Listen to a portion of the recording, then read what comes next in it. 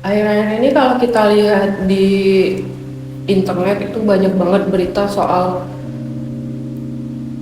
UFO ya, terutama UFO-UFO yang bentuknya itu orbs atau bundar gitu. Dan kalau kita lihat di News Nation, salah satu platform berita di luar negeri, itu ada satu orang whistleblower namanya Jake Barber atau Jacob Barber. Jacob Barber ini mengaku 30 tahun itu bekerja di kepemerintahan US, United States. Dia juga mengaku kalau dia itu adalah seorang intelijen dari pemerintah Amerika Serikat. Kata Jack Barber ketika diinterview di News Nation, kita ini ada di satu masa yang sangat langka di sejarah manusia. Katanya kita itu ada di masa dimana kita itu banyak banget ngelihat benda-benda terbang yang nggak bisa dijelasin di langit, dan di satu sisi dia punya informasi itu, makanya dia itu keluar dan menjadi seorang whistleblower. Whistleblower itu adalah seorang yang kredibel, yang pernah terlibat dalam satu proyek rahasia, dan dia itu keluar untuk mengungkapkan kebenaran. Jadi dia ini kerjanya di Angkatan Udara. Pada 2001 itulah awal mulanya dia ini terlibat sama kegiatan UAP. UAP ini Unidentified Aerial Phenomena, karena dulu kan namanya UFO. UFO itu Unidentified Flying Object. Jadi nama objek itu udah diganti sekarang sama UAP. Karena emang aerial fenomena ini kan maksudnya fenomena yang ada di langit yang nggak bisa dijelasin. Jadi bukan flying object aja lagi, karena masih banyak lagi fenomena-fenomena yang nggak bisa dijelasin. Nggak cuman penampakan UFO aja, ada juga kayak orbs. Orbs ini tuh bisa shape shifting atau merubah bentuk. Itulah kenapa mungkin term UFO tadi dirubah jadi UAP atau Unidentified Aerial Phenomena. Nah, sekitar bulan September 2001 itu dia meninggalkan Air Force, terus dia dikirim ke California untuk jadi independent kontraktor. Jadi dia kerjanya itu kontraktor, nggak kerja lagi di bagian Air Force. Jadi semenjak dia meninggalkan Air Force dan jadi kontraktor itu, dia mulai tuh melihat hal-hal menarik di dalam karirnya. Dia kerja di persenjataan, terus persenjataan yang disediain buat craft atau pesawat-pesawat, dan dia itu udah mulai tuh mikir kayaknya dunia ini nggak seperti yang orang-orang pikirin selama ini gitu.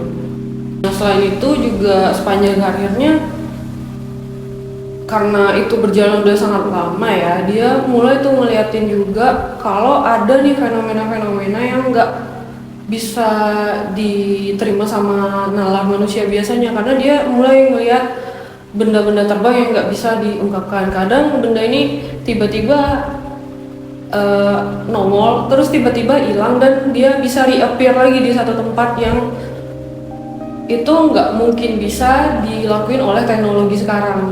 Ada juga yang dia akui sebagai fenomena yang bisa dijelasin, kayak fenomena-fenomena yang emang bisa dijelasin oleh sains itu dia juga nemuin juga.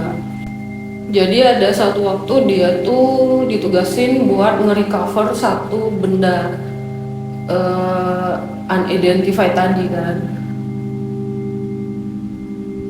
Dia tahu kalau ada classified craft atau pesawat yang dirahasiain. Jadi dia berangkat ke sana, dia sebagai helikopter pilot waktu itu. Jadi dia disuruh nge-recover UFO berbentuk telur ini tadi untuk dibawa ke range tadi kan, di tempat dia kerja sebagai kontraktor.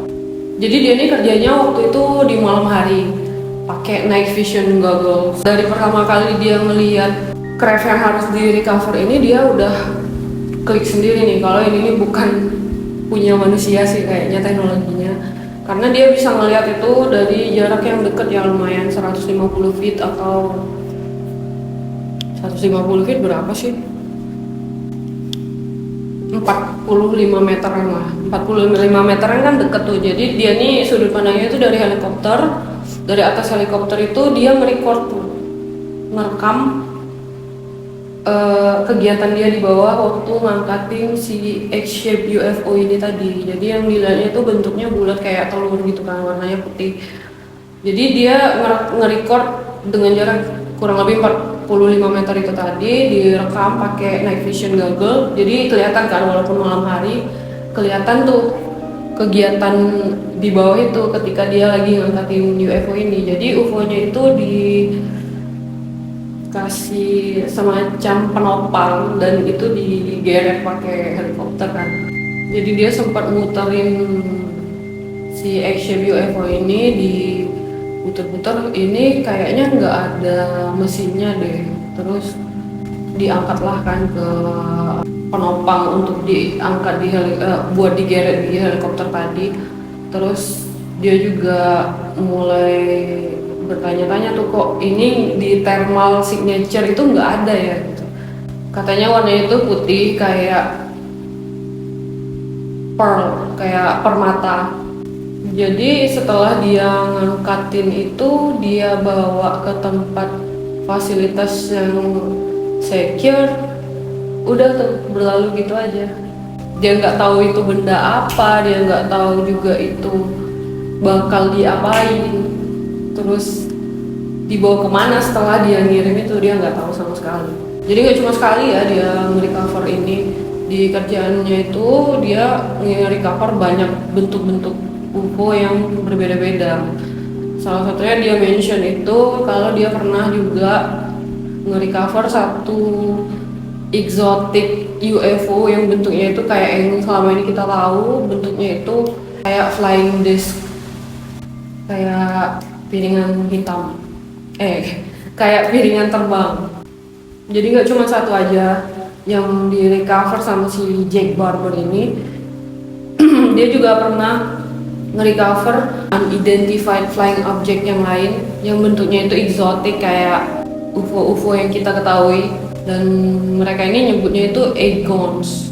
Dia juga gak cuman ngomongin soal X-shape UFO ini, dia juga ngomongin soal psionic. Jadi ada tim yang memang kerjanya itu sebagai tukang summon tukang summon anjir. Jadi psionic ini adalah nama buat tim yang memang khusus punya kemampuan mental atau kekuatan psikis yang bisa berkomunikasi. Terus mereka ini juga bisa memanipulasi atau mempengaruhi suatu objek atau individu, karena tadi kan objek nih ya, UAP-nya tadi nih yang bentuk X-shape itu, atau individu pakai kekuatan mental atau kekuatan permainan pikiran aja tanpa interaksi secara fisik. Memang ada sih data FBI ini yang bocor soal, tapi namanya beda ya, namanya itu mereka kasih nama sebagai remote viewing. Itu ada lagi sih cerita tersendiri soal kegiatan FBI dan juga CIA ini yang mengetahui kalau memang mereka itu ada penelitian untuk remote viewing tadi, tanpa harus melibatkan secara fisik. Kita tuh bisa mendatangi satu tempat lain. Kalau di Indo mungkin apa ya namanya, astral projection gitu kali ya. Jadi tuh ya bisa dibilang juga ini tuh kemampuan astral, kemampuan telepati, telekinesis, terus kemampuan-kemampuan yang memang menggunakan consciousness tadi kan. Jadi mereka ini ada tim tersendiri yang dikasih nama psionic tadi.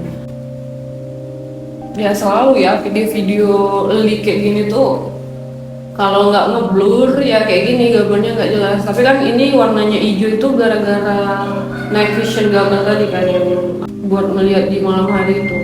Jake Barber.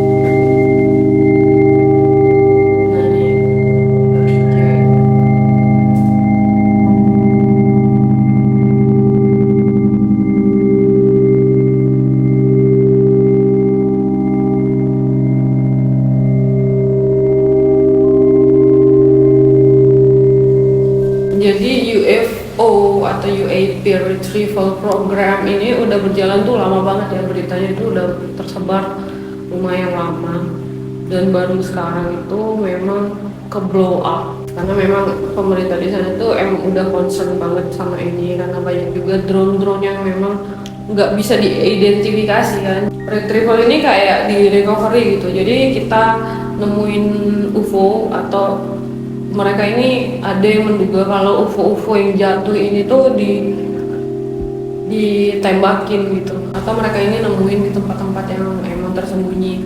Ada juga yang bilang nemuinnya di Antartika, ada juga yang berteori kalau UFO-nya ini memang ngasih kita dan ada pertukaran di situ, dan itu nggak tahu apa itu, kan emang konspirasi teorinya ya.